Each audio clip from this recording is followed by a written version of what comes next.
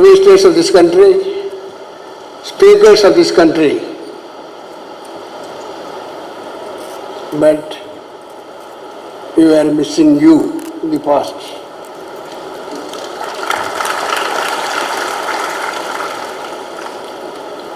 We are really proud of you being a Tamilan, and the country proud of you. You are asset to the Modi's cabinet. Madam, for information, this is a university founded by me in 2002. Before that, I was working in a polytechnic, also running education institutions at the lower level. We are the higher education level after 1984. And this university, as a deemed to be university in 2002, and this has got half campuses at Trichy, Haryana, Modinagar, UP, Andhra Pradesh, and so on. Promoting education. Now at this juncture I must thank you, Madam, for giving exemption for 12 lakhs for individuals.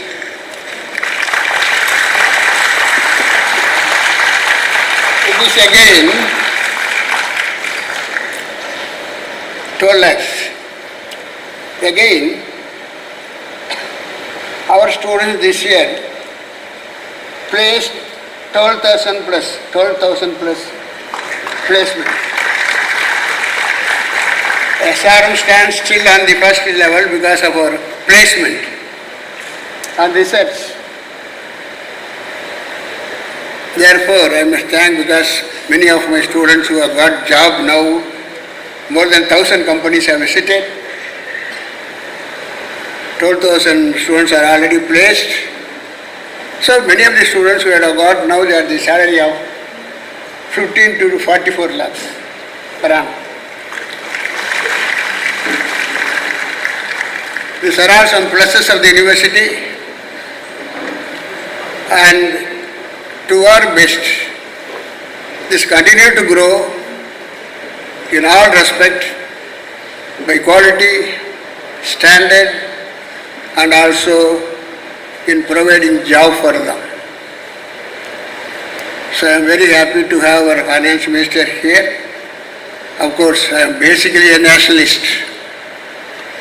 Not that I am, some 10 years back or 12 years back, I was with the ruling party of the country.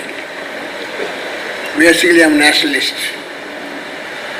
Where is the need for me to start a party? I am really happy because, as I said, 1 lakh people are studying. Throughout the country we have institution. 60 country people are studying here. Why should I enter into politics? One point of some 15 years back, I thought it is too selfish to run your own institution, making some money, living upon that. Everywhere corruption, corruption, corruption. I am practically experienced how much corruption was there then. Still it is multiplied. We are the state breeding corruption and spreading throughout the country. Start from here, it goes to north. I started my own party, Indiya Janaya Kachi. At that time, many people, later and before, party has established political parties. They all named as Tamil Nadu, Tamil, this, that and all. I don't have any hesitation. I love Tamil. I can write poetry. I know everything of the country. Election, Tamil. Even 15 years back also I thought India to be together. India ஒற்றுமையாக இருக்க வேண்டும். பிரிவினை இருக்கக்கூடாது. அந்த காலத்தில் அண்ணா சொல்லுவார், ஏன் இப்போ சொல்கிறேன்னா அந்த thoughts are different but points R useful. வந்து வீடு இருந்தால் தானே ஓடு மாற்ற முடியும். வீடு இருந்தால் தானே ஓடு மாற்ற முடியும். That means first country automatically other states will follow, because at times I think I am taking more time, otherwise I am telling you I was 19 and 24, this period I was MP there. Due to some circumstances where the BJP was not able to accommodate me as an alliance, because they were given only 5 seats by their alliance party. No other go, I could not waste my one election. So I went to a place where I am not. At least 20,000 graduates are being passed out from this university. The students of this university, 35% from Tamil Nadu, 65% from other states of this country. Also, 60 country people are studying here. So it's a multidisciplinary institute, multicultural. Therefore, I feel fit to choose this institution to conduct this event. I am thankful to the people who arranged for it. I am sure Honorable Prime Minister of this country now, he was then Chief Minister of Gujarat. I approached him in 2014.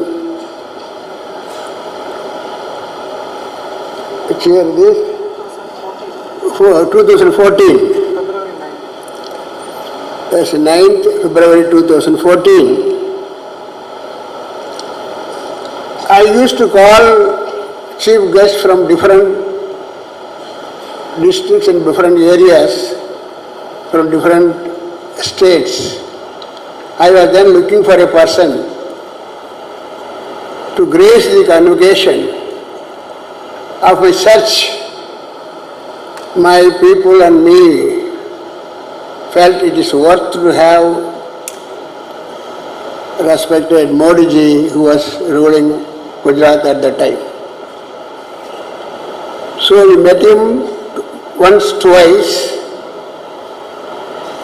Sir, you have to come for the convocation.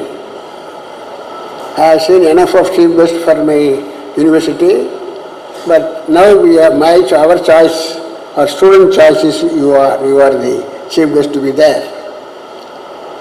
He said, I know SRM because many of the students from Gujarat are already studying there, so I will come. But be sure that you are safe after my coming. The faculty in turn are able to speak to their students or to people around their neighborhood. That itself will be one of the very effective ways in passing the message about what this one nation, one election is. So, மாணவர்கள் டைரக்டா கொஞ்சம் பேர் தான் இருந்தா கூட professors அதிகபட்சமா இருக்கிற இந்த சபையில ஒரே நாடு ஒரே தேர்தலை பத்தி பேசுறதுல எனக்கு மிகவும் மகிழ்ச்சி. இந்த ஒரே நாடு ஒரே தேர்தல்ங்கிறது இன்ஃபேக்ட் ஒரு 10 வருஷமா பலவித சபைகள்ல பலவிதமான எக்ஸ்பர்ட் கமிட்டிஸ்ல பேசப்பட்ட விஷயம்தான்.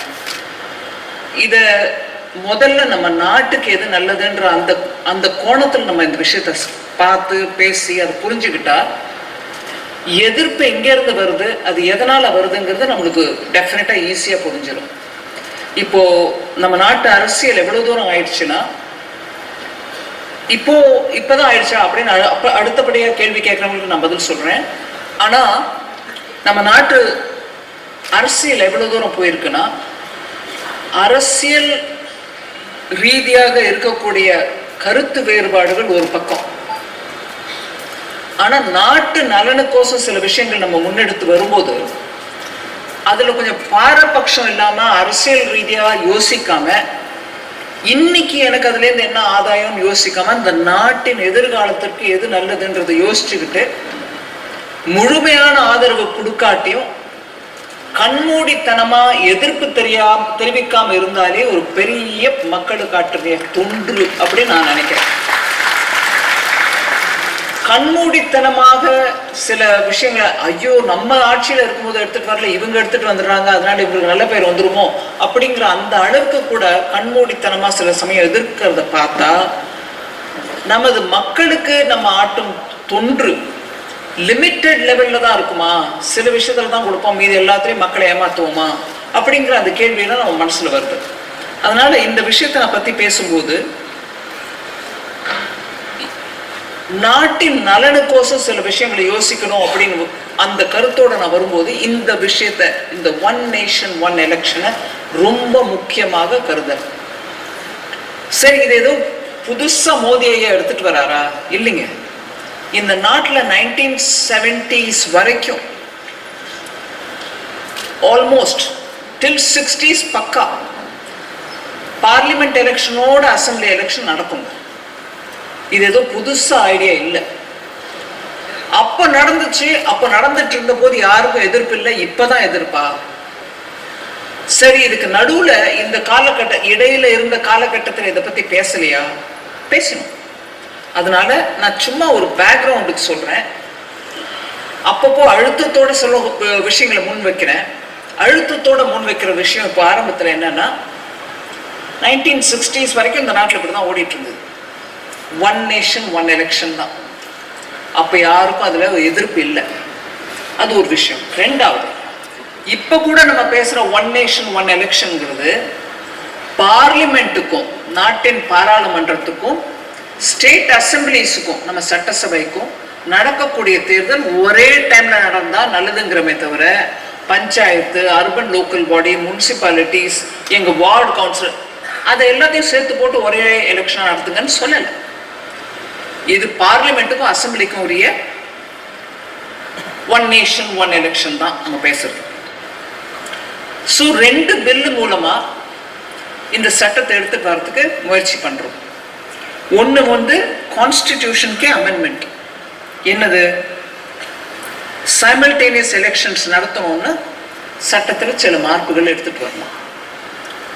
அதே மாதிரி ஸ்டேட் அசம்பிளிஸ்ங்கும் போது எது? Puducherry, Jammu Kashmir, national capital territory new Delhi. So நான் பாராளுமன்றத்துக்கும் அசம்பிளிக்கும் ஒண்ணுங்கும் போது இந்த யூனியன் டெரிட்டரிஸ் வித் அசம்பிளி அதுங்களுக்கும் கூட பண்றதுக்கு 2 விதமான சட்டம். ஸோ ஒன்று constitutional amendment which is 129th amendment. அது பாஸ் ஆகும்போது 129th அமெண்ட்மெண்ட் வந்து அந்த வருஷத்தை மாத்திரம் ஆயிடுச்சு. சரி, யூனியன் டெரிட்டரிஸ் அமெண்ட்மெண்ட் பில் அதுவும் 2024. இது சடனா யாரோ ஒரு 4 அதிகாரிகள் உட்காந்துட்டோ இல்ல பிரதமர் ஐயா அவரோட அமைச்சர்களோட உட்காந்துட்டோ பேசி எடுத்த முடிவு இல்லைங்க.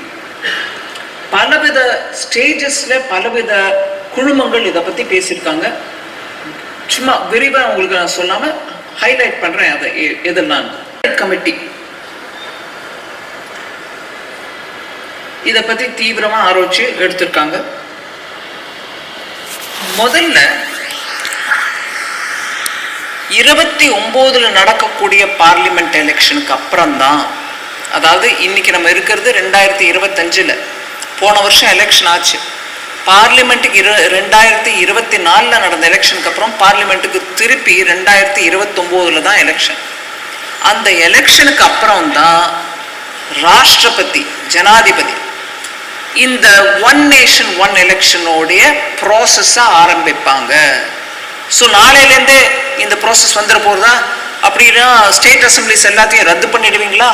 அப்போ நாங்கள் இப்போ தானே எலெக்ஷனில் ஜெயிச்சு வந்திருக்கோம், அப்போ எங்களை ரத்து பண்ணிட்டீங்கன்னா ஜனநாயக உரிமை என்ன ஆயிடுது, ஓட்டோட வேல்யூ என்ன ஆயிடுது அப்படின்னு முழு விவரம் தெரியாமல் பேசுகிறவங்களுக்கு நம்ம சொல்லணும், இல்லைங்க அப்படி இல்லைங்க. இந்த ப்ராசஸ் 29 பார்லிமெண்ட் எலெக்ஷனுக்கு அப்புறம் தான் ஜனாதிபதி அவர்கள் ஆரம்பிச்சு வைப்பார். அதனால ஒரு 82A அப்படிங்கிற ஒரு செக்ஷனை இன்சர்ட் பண்றோம். அந்த அண்ட் ஆல்சோ அதோடு சேர்த்து 83A, 172, 327 இது எல்லாத்தையும் இன்ட்ரடியூஸ் பண்றதுனால அசம்பிளி பார்லிமெண்ட் எல்லாத்துக்கும் ஒரே லைன்ல எடுத்துட்டு வரதுக்கான முயற்சி அப்போலேருந்து தான் ஆரம்பிக்கும். இதை தவிர இது ஒரு பெரிய முயற்சிங்க. இதுல ஏதோ ஒருத்தரோட ஆணையால நடந்துற போகுது அப்படிங்கிற ஒரு பயத்தோட யாரும் அப்ரோச் பண்ண வேண்டாம். எலெக்ஷன் கமிஷனுக்கும் இந்த சட்ட திருத்தங்கள் மூலமாக அதிகாரம் அவங்களுக்கு கிடைக்கும். சைமல்டேனியஸா பார்லிமெண்ட்டுக்கும் அசம்பிளிக்கும் எலெக்ஷன் நடத்துறதுக்கான அதிகாரம் அவங்களுக்கு அப்பதான் கிடைக்குது. 29 லோக்சபா எலெக்ஷனுக்கு அப்புறம் ராஷ்டிரபதி ஜனாதிபதி அதை ஆரம்பிக்கும் போதுதான் எலெக்ஷன் கமிஷனுக்கும் அந்த அதிகாரம் கிடைக்கும். அந்த அதிகாரம் கிடைச்ச பிறகு இந்த சஜஷன் கொடுத்ததும் ஒரு ஹை லெவல் கமிட்டி இதை பத்தி தீவிரமா ஆராய்ந்து அறிந்து அவங்க சொன்ன ரெக்கமெண்டேஷன் மேலதான் இது நடக்குது. அதன் மூலமாக அந்த ரெக்கமெண்டேஷன் மூலமாக என்ன ஆயிடுதுன்னா ஒரு ஃபிக்ஸ்டு சிஸ்டம் வருது. அந்த ஃபிக்ஸ் சிஸ்டம் மூலமா பார்லிமெண்ட்டுக்கும் லோக்சபாக்கும் அசம்பிளிஸ்க்கும் ஒரே சமயம் எலெக்ஷன் நடத்துறதுக்கு. இது ராஜ்யசபாக்கு அப்ளை ஆகாது, இப்போதைக்கு இல்லை. இந்த டிரான்சிஷன்ங்கிறது என்னங்க? ஸோ 2029 ஜனாதிபதி மூலமா ஸ்டார்ட் ஆயிடுச்சுன்னா, ரெண்டாவது இந்த 82A சொன்னேன்னா அது டிரான்சிஷனல் ப்ரொவிஷன். அதன் மூலமா தான் ஜனாதிபதி இந்த 2029 எலெக்ஷனுக்கு அப்புறம் ஆரம்பிக்கிறாங்க இந்த ப்ரோசஸ். அதுக்கப்புறம் எலெக்ஷன் கமிஷனுக்கு அதிகாரம் கிடைக்குது. அப்படியாக ஒரு ரெண்டாவது கிளாஸ் மூலமாக எல்லா ஸ்டேட் அசம்பிளியோட காலகட்டங்களையும், அதாவது டென்யூர், ஒரே லைன்ல எடுத்துட்டு வர்றதுக்கு, ஒரு அலைன்மெண்ட்ல எடுத்துட்டு வர்றதுக்கான முயற்சி அப்போலேருந்து ஆரம்பிச்சு லோக்சபா டேர்மோட ஸ்டேட் அசம்பிளியோட டேர்மும் அலைன் ஆகிறதுக்கான முயற்சி 2034 ஜெனரல் எலெக்ஷன் டைம்ல தான் அலைன்மெண்ட் ஆகுது. 2029 எலெக்ஷனுக்கு அப்புறம் ராஷ்டிரபதி அதை ஆரம்பிக்கிறாங்க, ஜனாதிபதி அதை அந்த ப்ராசஸ் ஆரம்பிக்கிறாங்க, எலெக்ஷன் கமிஷனுக்கு பவர் கொடுக்குறாங்க. இந்த மாதிரி அலைன்மெண்ட்டுக்கு தேவையான ரூல்ஸ் ரெகுலேஷன்ஸை நீங்கள் பார்த்துக்கங்க அப்படின்னுட்டு. ஸோ அட் த ஏர்லியஸ்ட், அதாவது கூடிய விரைவில் அப்படின்னு நம்ம சொல்கிறோம் தமிழில்.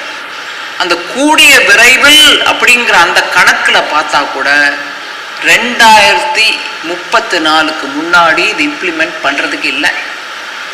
அப்போதான் அந்த அலைன்மெண்ட்டே ஆகுது. இது இன்னும் நாளைக்கே நேத்திக்கு தேர்ந்தெடுக்கப்பட்ட அசம்பிளியை கலைச்சிட்டு அவங்கள நம்மளோட லோக்சபா எலெக்ஷன் 2029 நடக்கும் போது அதோடு சேர்த்து போட்டு நம்ம பண்ண போறோன்ற அந்த தப்பான ஒரு உண்மைக்கு புறம்பான ஒரு செய்தி பரப்புறவங்களுக்கு இதுதான் உண்மைங்கிறத எடுத்து சொல்லணும்.